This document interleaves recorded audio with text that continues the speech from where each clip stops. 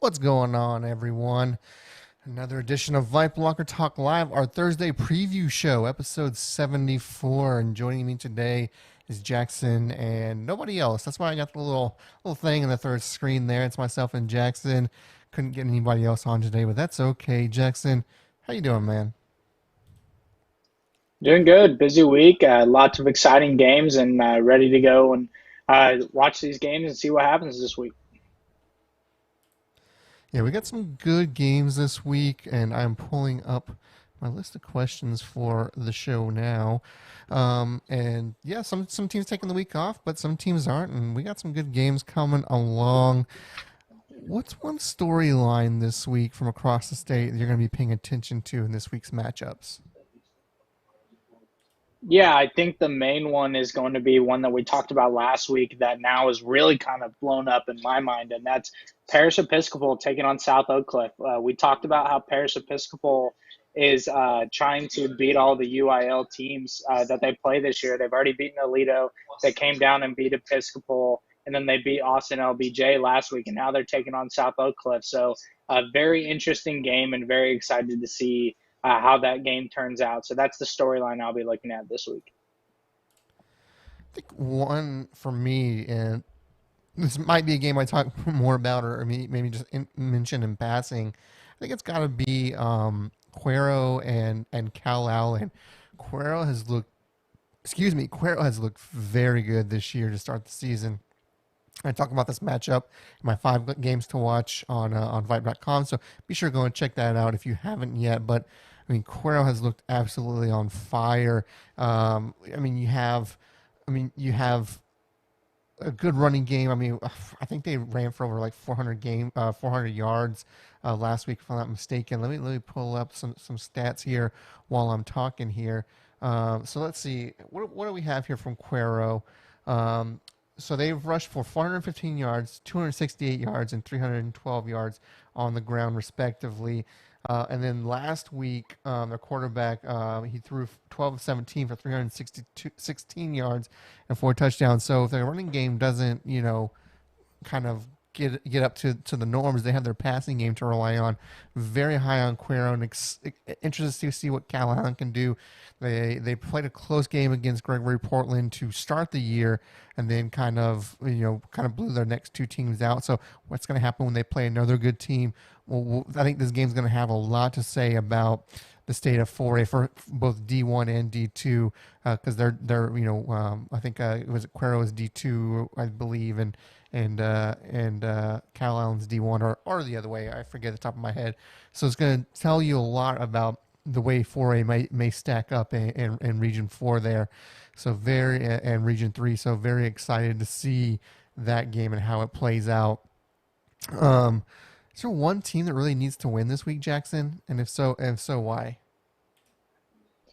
Yeah, I think that my one team I really think that needs to win this week is going to be Ridge Point. They take on Hightower, who bumped up to 6A this week. Hightower's 2-1 right now.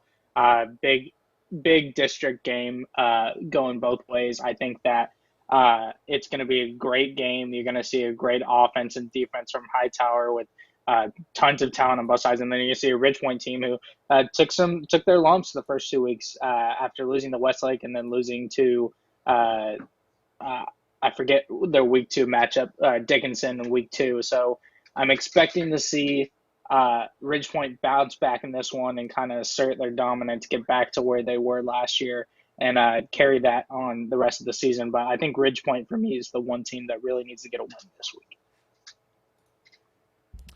Yeah, this one's a tough one for me about who really needs a win. I think Dripping Springs sits there, and you're thinking, why are you saying Dripping Springs, an undefeated team, needs a win? They're in district now. They gotta, they're in that district of Westlake and Lake Travis. So we've talked all year about can they potentially compete against these teams, and so their week one matchup, or not week one, their first district game, I should say, matchup against the Austin Maroons. If they can win that game, I think that's going to go a long way to showing that they can compete in this district. And as I've said earlier, potentially, be the second best team in that district. Now, of course, they'll still go D2, so it really won't matter in the grand scheme of potentially, playoff implications. But, well, I mean, a little bit, right? Because, if they finish second, they're going to get that first slot as the D2 team. So, there are some implications there. But I'm interested to see how they fare against Awesome Maroon. So, a team for me that needs a win, but just really to see for me where they stand in 6A is Dripping Springs. So, another game that we have that's coming up tomorrow, our KPRC game of the week, Deer Park taking on Clear Brooks. Talk to me about this game, Jackson. It really seems like it should be Deer Park pretty easily, but I want to get your take on this game. Can Clear Brook win this game? For those that don't know, you'll be able to watch it on the KPRC app. We'll have it available on our website. You just got to click and watch. Jackson, give me your breakdown of this game. I think you've seen a struggling Clearbrook team. They're 0-3 right now versus a Deer Park team who's 3-0, who's really been rolling the past couple of games. I think Deer Park up front on the offensive line and defensive line has really just been controlling the game, as last week they beat Westbrook and then they beat Clear Creek the week before. I just think that they're going to be too much for Clearbrook. I think that Deer Park's going to win this one pretty handedly. But I really do expect Clearbrook to kind of turn around after this game, get some good district wins after that. But yeah, I think Deer Park's just too much for Clearbrook right now. So we in Austin don't have a KPRC game of the week or a CW33 game of the week in Dallas, but we do have quite a few VYPE games on our streaming platform on VYPE.com. And one of those, so I'll say I'm going to talk about the game of the week for us as far as I think streaming goes. It's going to be Vandergrift and Stony Point. Vandergrift coming in at 2-1 with their lone loss coming to Dripping Springs, we mentioned earlier, and then you have Stony Point coming in, who is 3-0, and man, you love to see Cameron Cook, TCU commit. He has looked every bit the part of one of the top running backs in the state. I mean, Vandergrift has clamped down after that week 1 loss. So they gave up 23 points in their week 1 loss. They've given up exactly 0 points since in their 2 victories, averaging 45 points per game in the process. And then you have Braden Buchanan, their quarterback, who's put up over 700 yards and 10 TDs in that time. And then, of course, again, I mentioned it. You have Cameron Cook on that other side, who's averaging over 150 yards on the ground. And honestly, it probably would be more than that. But just looking at the scores, I would assume he's probably not playing some of, if not most of, the fourth quarter. So, it's 150 yards, kind of for me with an asterisk, because it probably could be more if he was playing the full game. I think it's going to come down, obviously, to can Vandegrift stop Cameron Cook in that run game. I mean, we've seen Vandegrift, or we've seen, Colleen. They're the closest team to Stony Point. That one was, I believe, a 7-point win for Stony Point. And in that game, if Vandegrift can get in that type of game where, it's a close one, I think that's going to favor Vandegrift a little bit. I don't know. I'm going to be at this game. It's going to be one of the games we're doing for Sun and the Ski. So be very interested to see who comes out on top on this one. Of course, if you can't make it, you can listen to it on VYPE.com. Merle Bertrand, our broadcast director, will be on the call on this one. Another question I have for you, Jackson. Who is one player you're going to be keeping your eye on this week across the state of Texas? Yeah, for me, it's going to be someone I got to watch last week, as he's got a big time rivalry game in district against Conroe, and that's DJ Lagway of Willis. Last week, he tried to fight through an injury he had against Temple with a high ankle sprain. He was able to tough through it through the first half, but then just didn't get a big go after halftime. So I expect him to bounce back. I really want to see how he plays coming off this injury, as he has a big weekend ahead of himself. He's going on a visit to A&M. He's dropping his top 10 this weekend. So really excited to see how he does against a Conroe team that's really done pretty well this year so far, and is a team that is definitely on the rise in that 13-6A district. So very interested to see how Lagway does in that matchup against their rival, Conroe High School. And for me, I'm going to go with someone from Midland Legacy, quarterback Marcus Davila, Steele, one of our San Antonio schools, is going up there to play that team. And Steele has had that hot start to the season, but he's going to be my player to watch for this one because, I think he is a difference maker for this team. I think that he's going to give not only because of the travel, but then I think he's is he a 4-star? He might be a 4. I can't remember his quarterback ranking, but he is a just amazing quarterback out there. Sometimes, West Texas there gets a little kind of just forgotten about because it's all the way out there in West Texas, but Davila is just an amazing quarterback. 11 touchdowns on the season already, and he's just the 2-1 start for them and Midland Legacy. Let's see how many he's already thrown for. What do we got here? We're gonna look.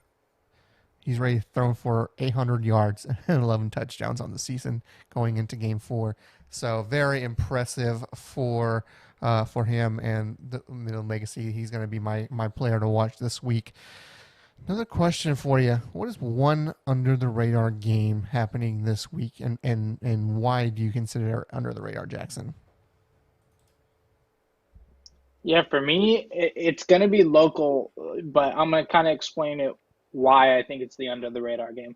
You've got the Woodlands taking on New Caney at New Caney. Now, coming into the year, a lot of people had New Caney ranked sixth and in that district and not making the playoffs since they bumped up in the 6A. Well, New Caney's now 3-0, and they won their first district game against Willis last week pretty handily.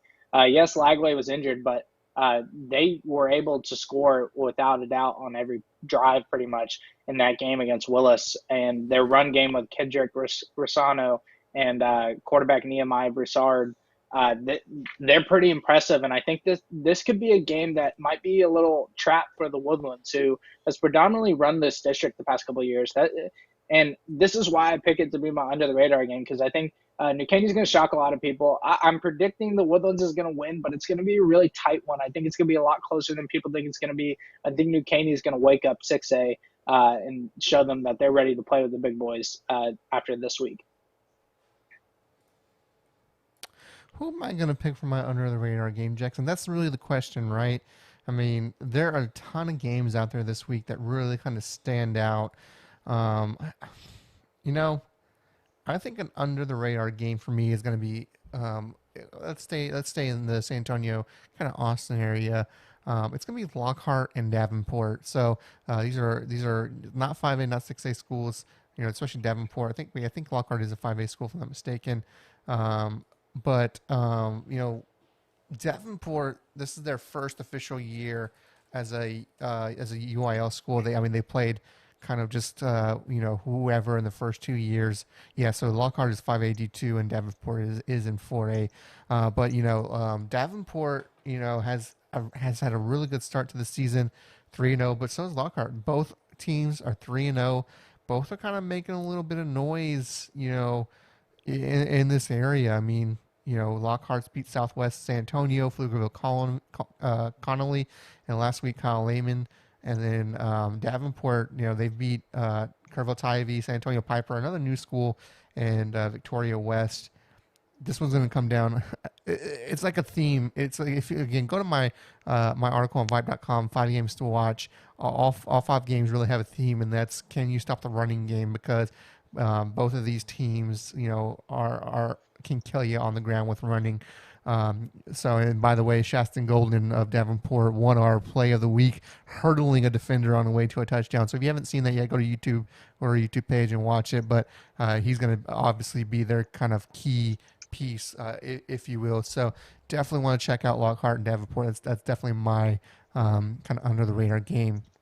And finally, I asked you this last week, and I think it's like one of those questions I'm going to be asking every week as we go forward is, if you could go to any game in the state of Texas for high school football this week, which game would you go to and why?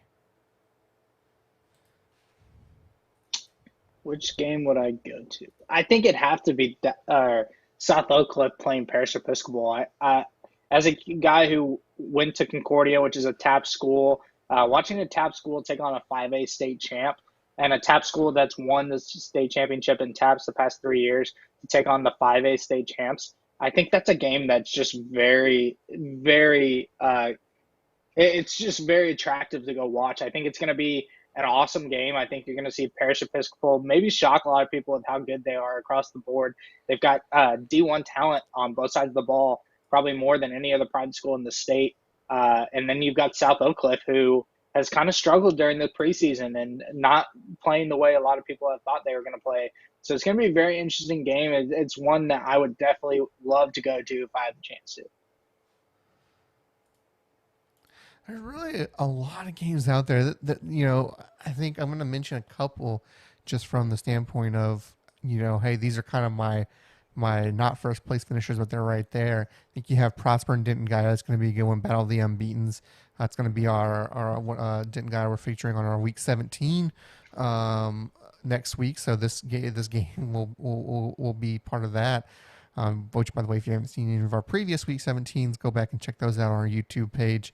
Liberty Hills released yesterday, and they looked very impressive in their win over Georgetown. I think another one that kind of is on my radar is Gunter and Brock. Gunter is 3-0. Brock is 0-3, but Brock's playing, punching up big time. They played Wimberley last week. They're getting ready for district, right? They're playing these hard teams now because by the time district rolls around, I think they feel like they're going to sweep district. So they're trying to get some tough competition. So when playoffs roll around, they're not kind of struggling.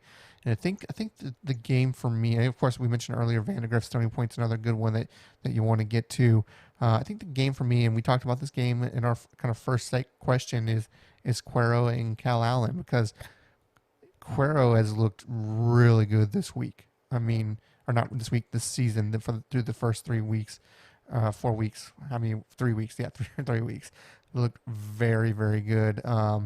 So impressed with what they've done so far this season. I mean, we know what they did in Jordan Winnington's last year winning state, and they've been kind of in the playoffs the last few years, but haven't gotten back to state. And this could be that year that they get back. And so this game, like I said earlier, has a lot of implications about what you might be able to expect from these teams. So with that being said, I gotta pick Cuero and Cal Allen. It's gonna be our show for today. A little short, but of course, when you only have 2 people instead of the usual 3, less thoughts means less time. So before we get out of here, I'd like to give everyone the chance to give some shout outs before we leave. So Jackson, who are you shouting out today? I'm gonna shout out you, Josh. We recorded our VYPE Recruit Spotlight show earlier today. Now we had Locker Talk at 3, and it was just a great episode. Glad to be on it with you. And glad to talk some high school football. As you know, we've got a lot of buys throughout the Houston area, but we've also got some big time matchups around the state. So very excited for those. Yeah, and who am I shouting out? I'm going to shout out. I mentioned him earlier. Our broadcast director Merle coming in, calling that Vandergrift Stony Point game. Should be a great one. Again, tune in if you cannot be there. It'll be on VYPE.com. It's going to be our show for today. We'll be back tomorrow at 3 o'clock with our VYPE Recruit Spotlight show with me, which me and Jackson recorded earlier. That will be live tomorrow at 3 o'clock. And then on Monday, we'll have another edition of VYPE Locker Talk Live at 3 o'clock, where we break down all the action that happens on Thursday, Fridays, and Saturdays. So until tomorrow, I'm Whack, and that's Jackson, and we'll see you at the games.